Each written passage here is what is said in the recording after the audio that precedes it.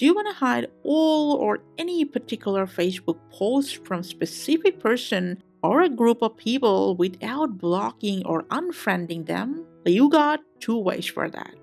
Now first, while posting something, it could be a status or a photo, just before uploading, just tap on the audience option and then just go straight to the friends accept option. And then you're gonna just select that friend or those specific people that you wanna hide that post from. And along with that, you can also select set as default audience to automatically apply this privacy settings on your future posts from now on.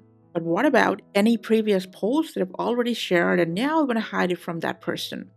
Here goes the second way. Just go to the post on your profile, then tap over these three dots, and the rest is more or less the same. From edit privacy, go to friends accept option, select that friend, and lastly, don't forget to save it. And these are the two ways to hide all your Facebook posts from any specific person. Thanks for watching.